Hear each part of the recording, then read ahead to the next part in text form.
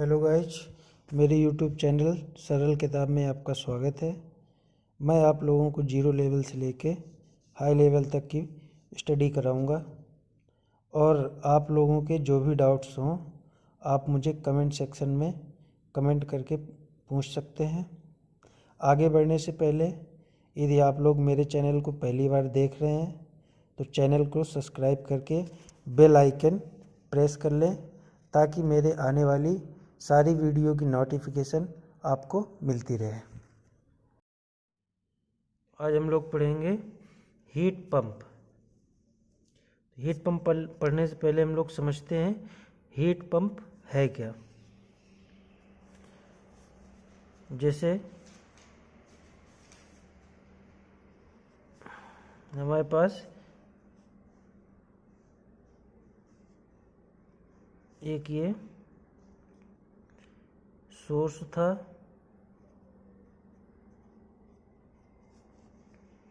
जिसका तापमान TH था। TH का मतलब T हाई, इसका टेम्परेचर हाई है।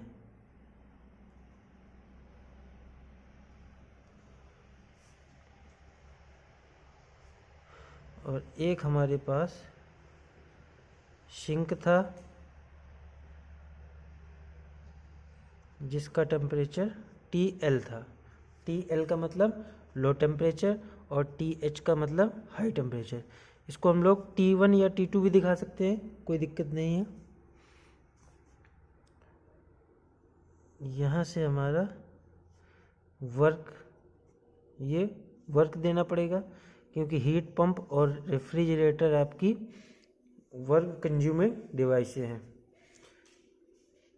तो इसको हमें वर्क देना पड़ेगा।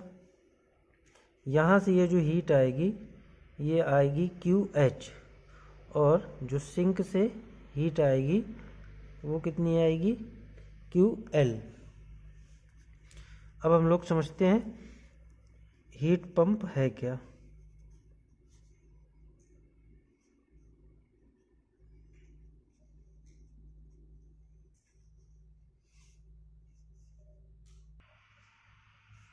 हीट पंप हमारा क्या है?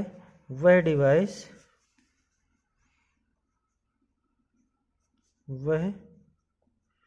डिवाइस जो लो टेम्परेचर से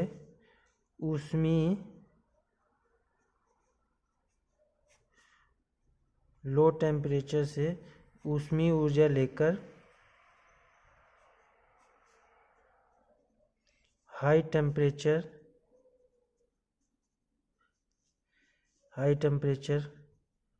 को सप्लाई करती है। हाई टेम्परेचर को सप्लाई करती है।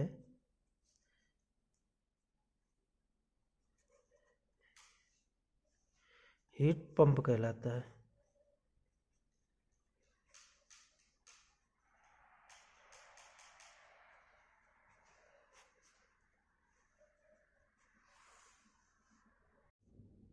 इसमें हम लोग देख भी रहे हैं, एक हमारे पास लो टेम्परेचर था जिसको हम लोग सिंक बोल रहे हैं और एक हमारे पास हाई टेम्परेचर था।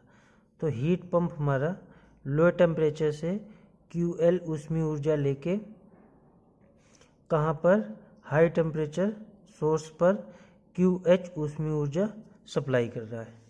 तो इसको हम लोग क्या बोल सकते हैं?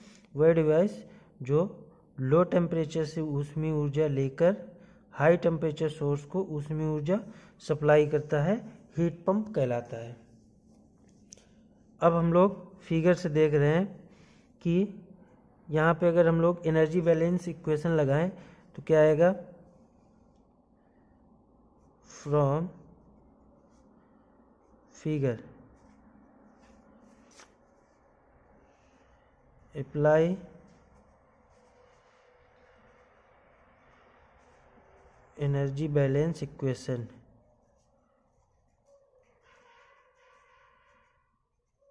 एनर्जी बैलेंस इक्वेशन लगाएंगे तो क्या आएगा? ये W + QL इनपुट के रूप में आ रहा है और क्यू एच यहाँ से बाहर निकल रहा है आउटपुट के रूप में।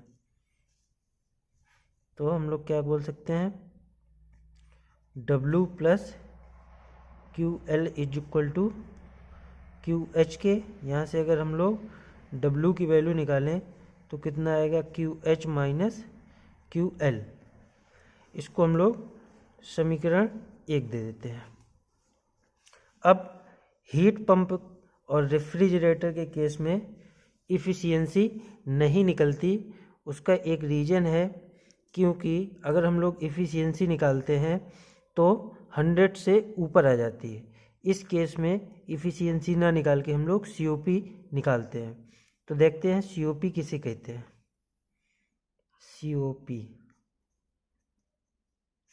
COP का फुल फॉर्म होता है कोएफिशिएंट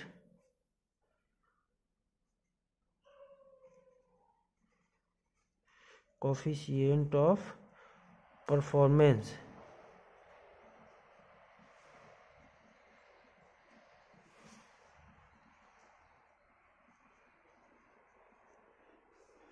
इसकी हिंदी क्या होती है, कोएफिशिएंट ऑफ परफॉर्मेंस की हिंदी होती है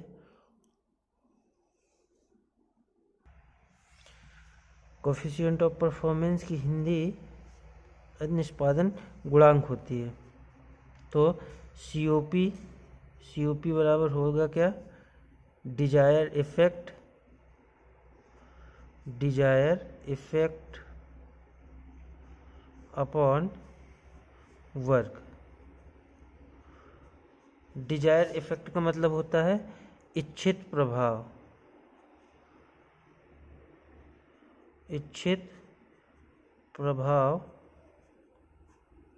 और वर्क तो हम लोग जानते ही हैं, कार्य।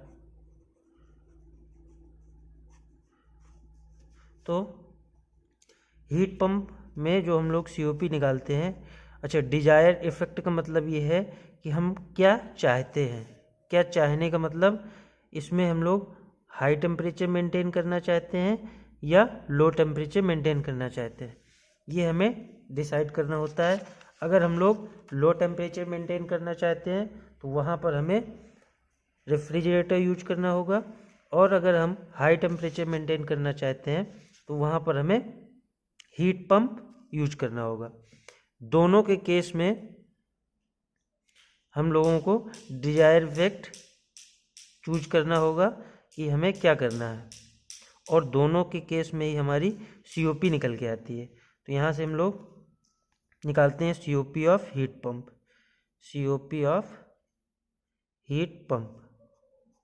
हीट पंप की COP क्या होगी, हीट पंप में हमारा हाई टेम्परेचर मेंटेन होता है, मतलब इन्वायरमेंट से या कहीं ऐसी जगह से जहाँ पे लो टेम्परेचर है वहाँ से हीट हम लेते हैं, और जहाँ पे हमें टेम्परेचर हाई मेंटेन करना होता है वहाँ पे हीट की सप्लाई करते हैं।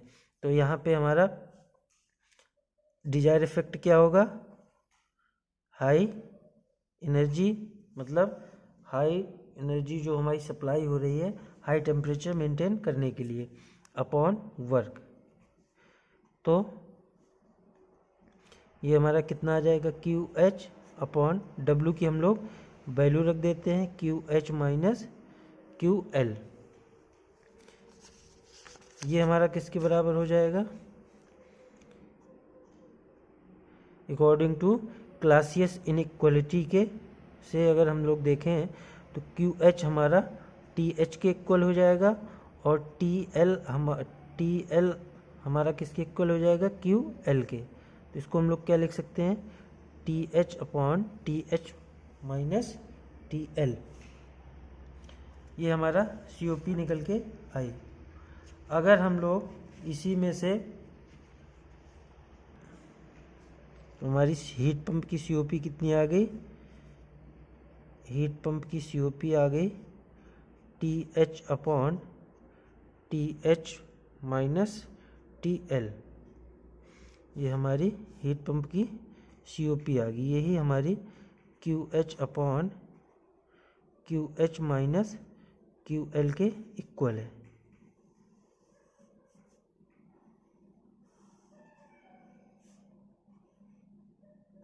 अब बात करते हैं हीट पंप की COP कितनी हो सकती है। अगर हम लोग एब्सोल्यूट जीरो टेम्परेचर की बात करें, एब्सोल्यूट जीरो टेम्परेचर का मतलब 0 डिग्री केल्विन। 0 डिग्री केल्विन का मतलब ये होता है कि जो हमारा लो टेम्परेचर है वो कितना हो जाएगा, 0।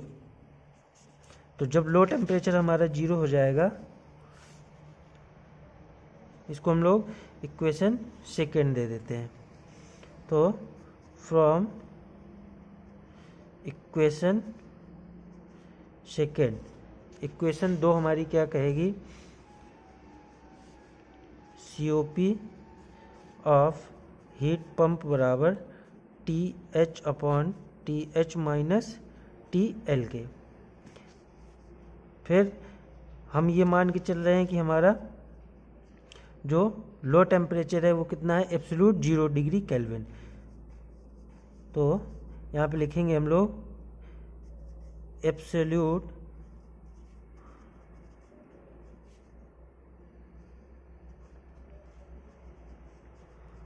टेम्परेचर पर COP, एब्सोल्यूट टेम्परेचर पर COP हम लोग निकालेंगे तो कितना आ जाएगा, TH/TH माइनस TL हमारा 0 हो जाएगा क्योंकि लो टेम्परेचर है।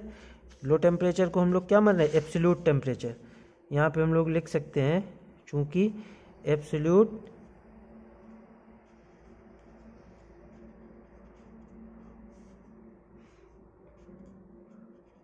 टेम्परेचर इज इक्वल टू कितना होता है, 0 डिग्री केल्विन।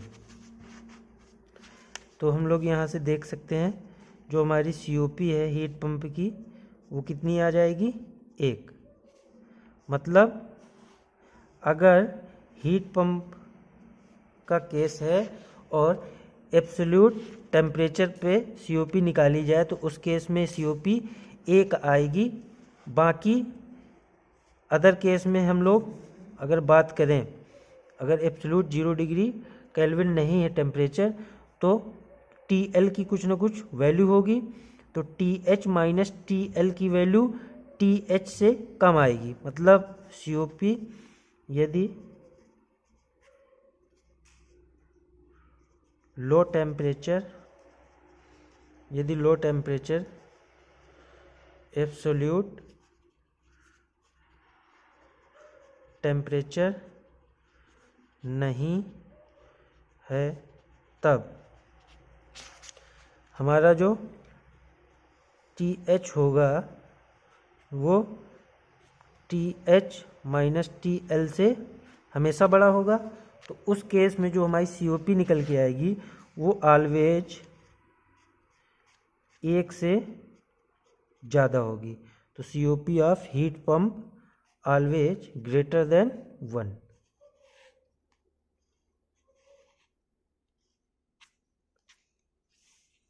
उम्मीद करता हूँ हीट पंप का जो केस था वो क्लियर हो गया होगा। आगे की वीडियो में हम लोग पढ़ेंगे रेफ्रिजरेटर की हम लोग COP निकालेंगे।